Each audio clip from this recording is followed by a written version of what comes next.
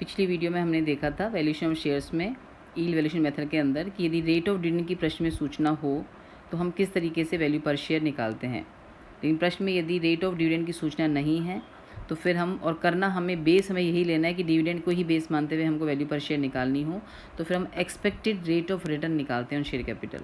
मतलब यदि लाभांश की एग्जैक्ट सूचना नहीं है तो मान के चलते हैं कि जो लाभांश हमको लाभ के संबंध में सूचना है उसमें कितनी राशि हमें लाभांश के रूप में बांटी जाएगी, उसके बेस पर हम एक्सपेक्टेड रेट ऑफ रिटर्न निकाल के फिर हम उसको वैल्यू पर शेयर निकालते हैं।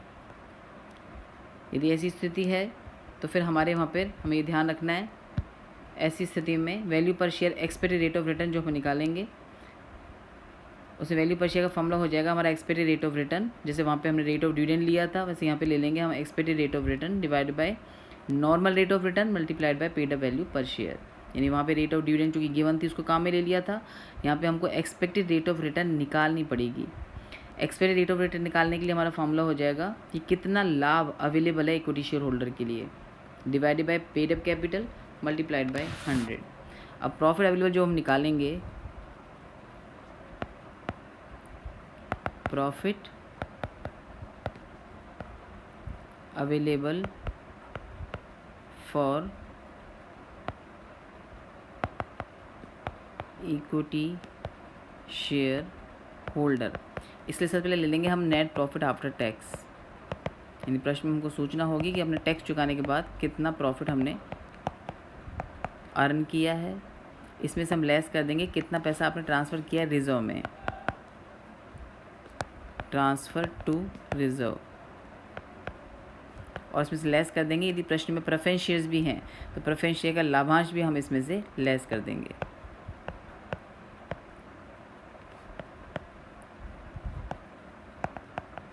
तो हमने प्रेफरेंस शेयर का लाभांश भी लेस कर दिया, इसमें से टैक्स भी लेस कर दिया और रिजर्व में कितना पैसा ट्रांसफ़र किया वो भी लेस कर दिया। जब लेस कर देंगे तीनों हम तो जो लाभांश बचेगा, जो लाभ बचेगा वो होगा इक्विटी शेयर के लिए अवेलेबल।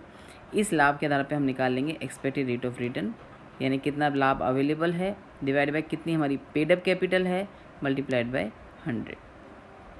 एक एग्जांपल ये देखेंगे हम उसको किस तरह से सॉल्व करते हैं। इसकी कुछ वैकल्पिक रीतियाँ भी हैं, कुछ और भी तरीके हैं इस फॉर्म की बजाय हम उसको इस तरीके से निकाल सकते हैं।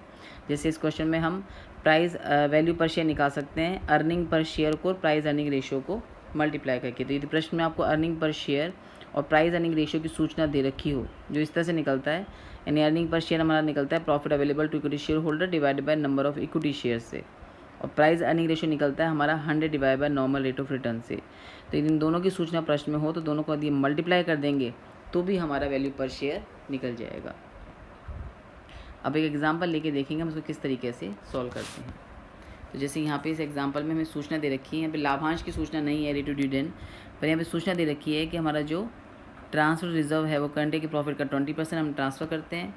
प्रॉफिट बिफोर टैक्स दे रखा है यहाँ पे 1,50,000, टैक्स की रेट दे रखी है 50%, NRR दे रखी है इसमें आपको 15%, और यहाँ पे प्रेफरेंस शेयर्स भी कंपनी ने इशू किए हुए हैं 2 लाख रुपए के जिसकी रेट ऑफ डिविडेंड है आपकी 10%। तो सबसे पहला स्टेप हम निकालेंगे profit available to equity share holder,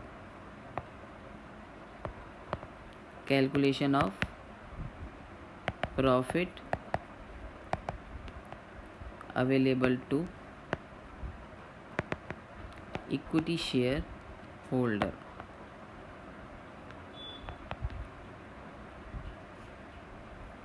यहाँ पे हमारा जो लाभ है वो सबसे पहले आ जाएगा प्रॉफिट बिफोर टैक्स।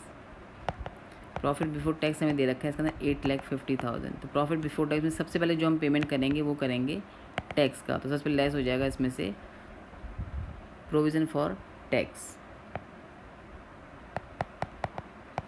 यहाँ पे प्रोविज़न फॉर टैक्स है वो है हमारा 50%, प्रॉफिट का 50%। तो यहाँ पे लेस कर देंगे 4,50,000 टैक्स, तो ये निकल जाएगा हमारा प्रॉफिट आफ्टर टैक्स 4,20,000। इसके बाद इसमें से हम लेस करेंगे ट्रांसफर टू रिजर्व और preference share dividend. Transfer to reserve जो है हमारा लाभों का 20%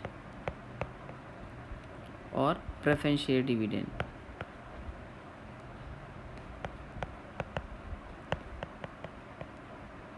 जो है हमारा 10% of 2 lakh.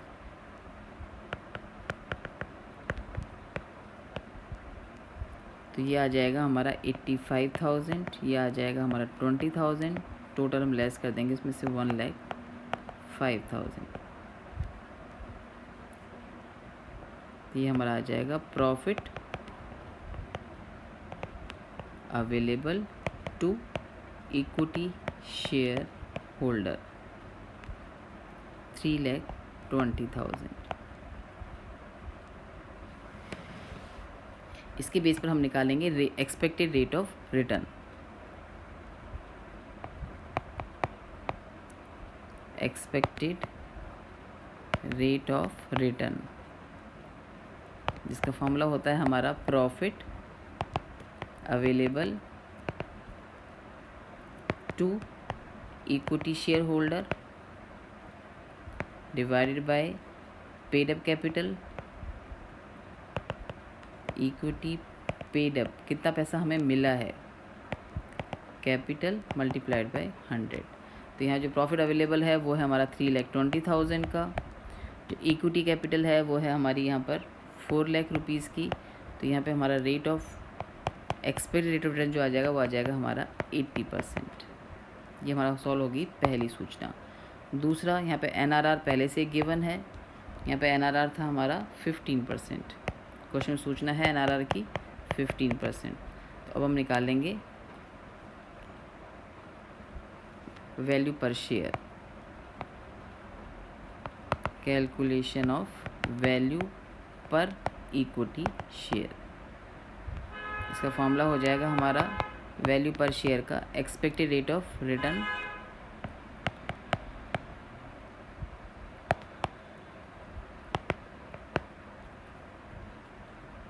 Divided by normal rate of return